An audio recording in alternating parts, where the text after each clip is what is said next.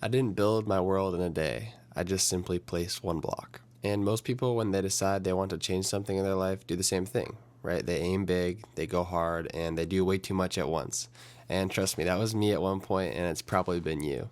But the most surprising thing that James Clear taught me in Atomic Habits wasn't some complex system or a 10-step morning routine.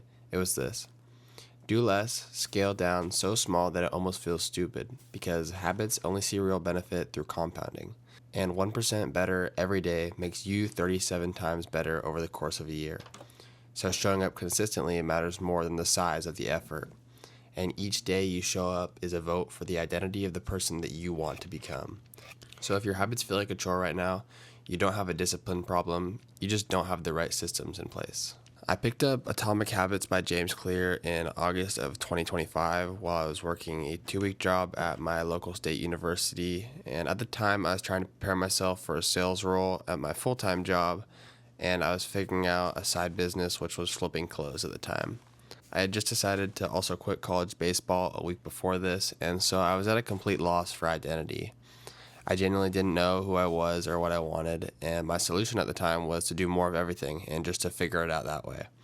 I was spreading myself so thin, and I couldn't even see it happening. So I went into Atomic Habits looking for some sort of checklist, some neat productivity techniques to help me stay disciplined and motivated. I was not expecting what I actually got. Because Clear doesn't really give you a here's how to build a habit framework. What he actually advocates for is a behavior follows belief system. And the thing that stuck with me most was this: you are the product of your environment is probably something that you've heard most of your life, but Clear takes this idea further than any other self-help book I'd ever read. You know, most self-improvement books point inwards towards yourself to identify the problem, but Clear flips that, and he says that most problems are almost always external, or your surroundings. So I went in looking for a checklist, and I came out searching for the gap between who I say I want to be and who I actually believe I am. And if I had to explain what this book is really saying to my younger self, it would be this. First comes your belief system. If you're not truly bought into the idea that you are X, right, how do you expect to build consistent habits around X?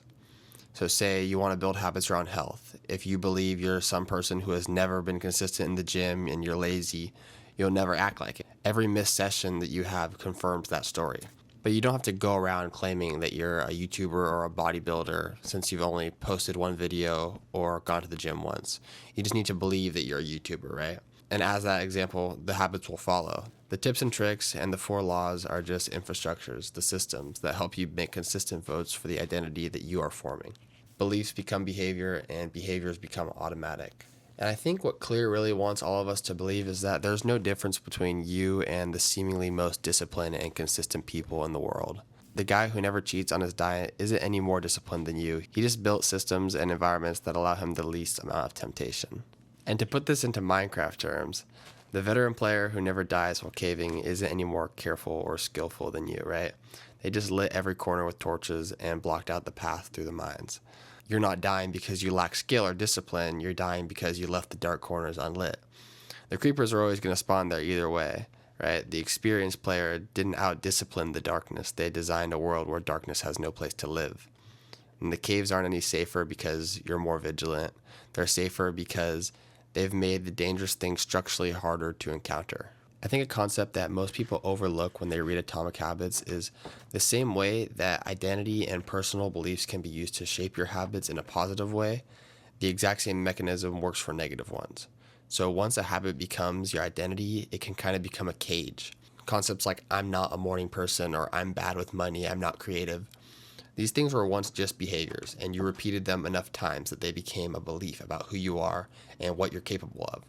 So you need to audit your identity the same way that you audit your habits.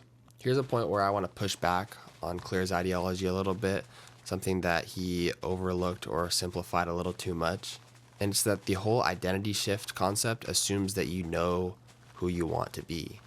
And that's actually the hardest part for a lot of people. Most of Clear's ideology in Atomic Habits is built on reverse engineering and deciding who you want to be to work backwards from that. And for some people who already know their direction, it's a great strategy, but the common truth is that most people are genuinely at a loss, and he treats self-knowledge as kind of like a given or a prerequisite, when for most people figuring out who they even want to be is a whole separate journey on its own. And that's where I was when I picked up this book. And obviously that's not everybody, right? There are definitely people who already know who they want to be, and they're just lacking like the motivation, the discipline that they're looking for, and so they pick this book up. And so at the time that I was reading this, I was working with a close friend who had just started jiu-jitsu training. And he loved UFC, everything about MMA, and had always had like a huge passion for the sport, but kept telling me that he was having trouble finding motivation or the will to show up to train or to stick to his diet. And so over that week that we worked together, I talked to him a lot about what I was reading, specifically about the identity shift and the mentality of, for example, you are a fighter. So would a fighter do this or that? Would they show up to practice when they're tired, or would they not? Would they stick to their diet or not, right? Just like kind of reevaluating each decision based on the identity that you believe you are. And so the results were honestly amazing. I watched my friend truly internalize and believe in himself that he was a fighter, and his ambition, consistency alongside his habits just followed suit. And so that experience alone has been enough for me to fully believe in the power of the identity shift. And personally, for me, at this point in my life, I did not have that kind of identity of who I wanted to be. But this book still 100% changed my behaviors. Specifically, things like habit stacking and the 2-minute rule helped me begin habits of journaling, writing, and reading again. And when I struggled to journal, I was forcing myself to sit down and write a lot at once. And when I learned the 4 laws and paired them with habit stacking, it really clicked. And so something that I did every morning was pour myself a cup of coffee. And I love that because it's one of my favorite parts of the morning, right? You just pour yourself a nice cup of coffee. But I really didn't like journaling at the time. So what I did was I habit stacked, and every time that I would pour myself a cup of coffee in the morning, I will journal. And so I made journaling obvious, attractive, easy, and satisfying. And ever since, I've been writing. But overall, I think the biggest takeaway for me personally has been shaping my environment. The people I surround myself with, the cleanliness of my spaces, where I place my distractions like my phone, games, etc. And overall, limiting temptations and distractions has been the easiest way for me to stay on task and focused on my goals. And so to really land Clear's message, I want you to think about your Minecraft world seed. Before you even place a single block, the world has already been shaped by decisions that you didn't consciously make.